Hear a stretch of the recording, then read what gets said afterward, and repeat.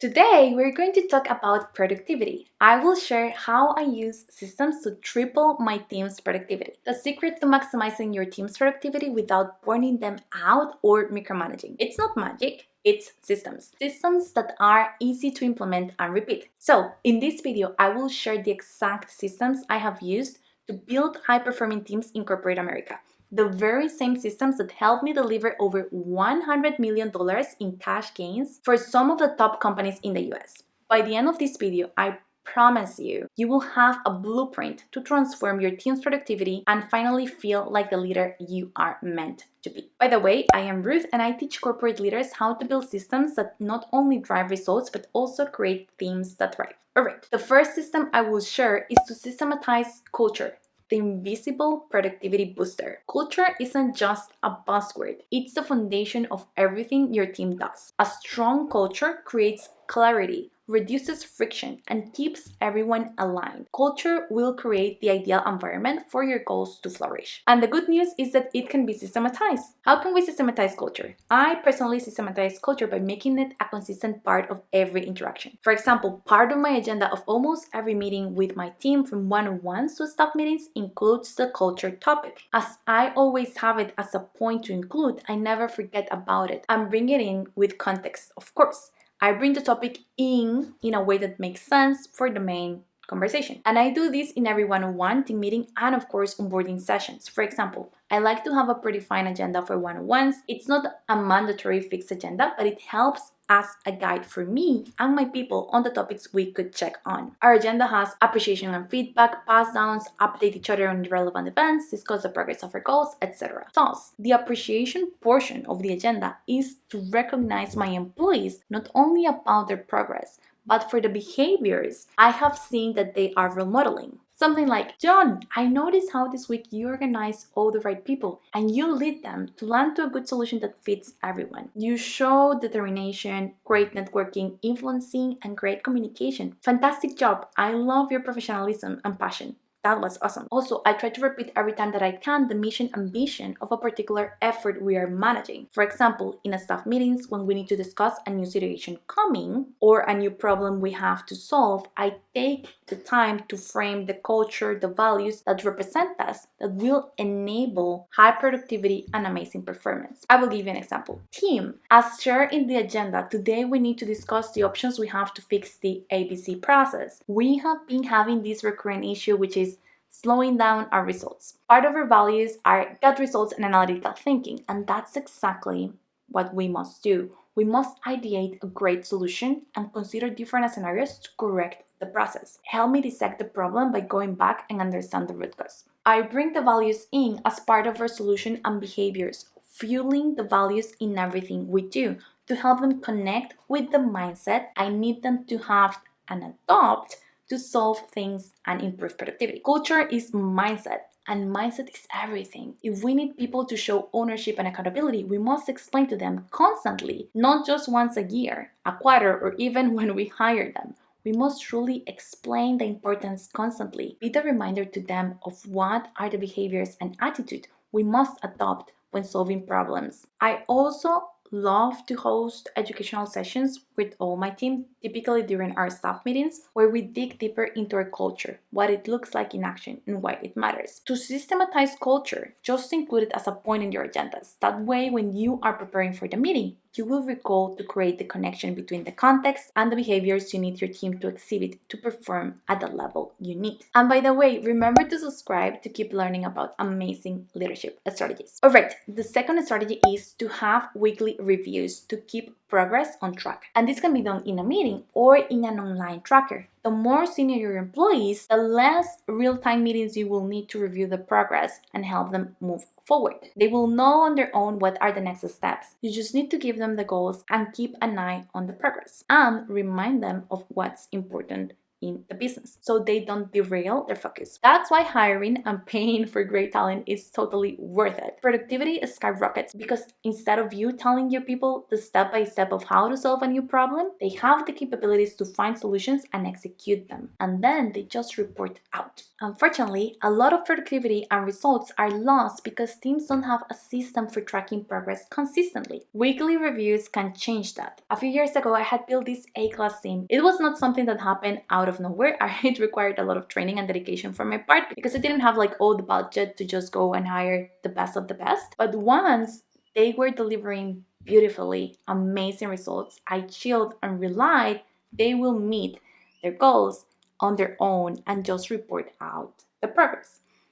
That's not what happened. They got busy on less important stuff and failed half of the goals for a particular quarter. Without me reviewing their progress and asking them questions about their goals, they lost focus and started working on other things. After that, I realized that weekly review from me was needed. It did not matter if they had the skills and training to deliver A-class results. They could get off track if I was not there reminding them what we needed to accomplish, helping them with priority guidance. Once a quarter checkpoint was not enough, despite they were already a very effective team. So the solution was simple enough. I created a tracker for them to update me on the progress of all their goals. With some, there was no need to have a meeting. Checking their comments and progress in the tracker was enough. With others, they needed the live interaction with me to guide them on the next steps and help them resolve the roadblocks while boosting that accountability. And to be honest, despite I had trained my team a lot and carefully hired high performers, most of them, if not all, needed to meet with me weekly to avoid going off track, despite their seniority and skills. Due to the nature of the team, I work in finance and they needed a constant reminder of what to focus on because requests came from everywhere. Thus, that direction made them channel their attention into the right place. By the way, I have a free online community for leaders. You can join in the link below to interact with me and get leadership support. I also have personalized leadership coaching if you're interested in receiving tailored guidance. You can apply in the link below. Alright, the third system that I recommend is a system for hiring, a hiring blueprint to build a team that wins. Great productivity starts with hiring the right people, but hiring is exhausting and requires a lot of time and dedication. That's why I use a predefined blueprint. I build one every time I join a new team and I have to hire for the first time. I tailor the hiring funnel based on the needs of that particular team and company. When you are creating a system or your hiring blueprint, you must make sure that you are including clear criteria for every role and structuring the interview questions tied to the culture and needs and skills. Also, you have to define the scoring system to evaluate the candidates objectively. You must have templates for the interviews, evaluation, job description, making sure that you are as well explaining what's the value proposition of joining your team. Streamline every detail. It's going to give you the speed when you need it the most. And it removes a lot of stress. After that first time of creating your blueprint, hiring can be done in a systematic and efficient way because you already have predefined the funnel for each role in your team. In my last manager job, after I implemented my hiring blueprint tailored to that particular team, every new hire has been an absolute gem. And the experience of the candidate has been great too. Why? Because I have templates for everything with the guides of what they have to expect from each part of the interviews. I give them tailored feedback and have the script of the expectations I need them to understand prior accepting the job. That allows us to ensure both the candidate and the employer have clarity on the role, culture, commitment, growth potential, and expectations. All right, the fourth system that I think every manager should have is having an onboarding blueprint. Your team performance will indicate how good of a leader you are.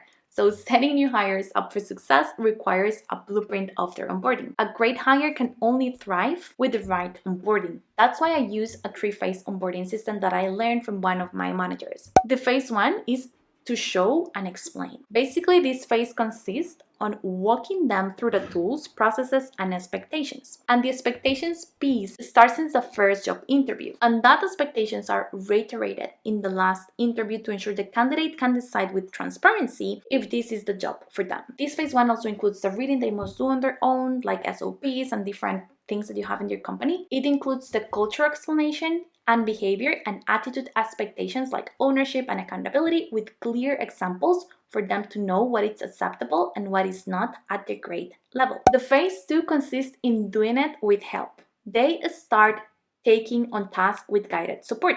And finally, we have phase 3 when they do it independently. By this last phase, they are confident and capable of handling the responsibilities on their own. Maybe not truly confident at 100%, but you don't want to delay them doing their things on their own too much. We also provide a checklist of readings, recorded trainings, and key contacts to make sure nothing falls through the cracks. The first time I applied this framework, I was very patient, way too patient. I gave 1 month for each phase. That was a huge mistake, a big one. The employee grew fearful of doing things on their own and over-relied on their peers and manager. As soon as the person is hired, we must put them to work as soon as possible. Do the training fast and clear. Most people will learn 80% of the job doing, not theorizing. And if your values include accountability and fast results, it's best if you put them to work as soon as you can. Of course, there is a ramping curve, and the support they will need at the beginning is 100% expected. But don't delay the learning curve. They will learn the most by doing, so don't get too distracted in phase 1 and 2. The first 2 phases are very important to give the new person context and build up their expectations, but empower them to start giving value sooner than later. Alright, the system 5. Automate repetitive tasks. Repetition kills creativity. Automating repetitive tasks frees up your team brain power for higher value work. So this is how I do it. I always streamline everything I can and automate everything where I have the tools to do so. I also look for ways to get the tools and resources to automate mundane, non-value added tasks. I have automated so many things in my career, from reporting to financial calculations and forecasts. Everything that can be automated, I pitch it and get the resources I need to do it. The more time your team gains back, the more time they will have to offer high-value work like solutions, analysis, improvements, and recommendations. Assessing your team's process and looking for automation opportunities is mandatory for any manager. Alright, so these were the systems I used to triple my team's productivity. Systematize culture building and mindset, tracking progress with weekly reviews, implementing a hiring blueprint, onboarding with a clear system, and automating and streamlining repetitive tasks. These aren't just tips, they are proven strategies that work in any team environment. The key here is consistency. Systems take the guesswork out of leadership and free your focus on what really matters. See you around. Bye.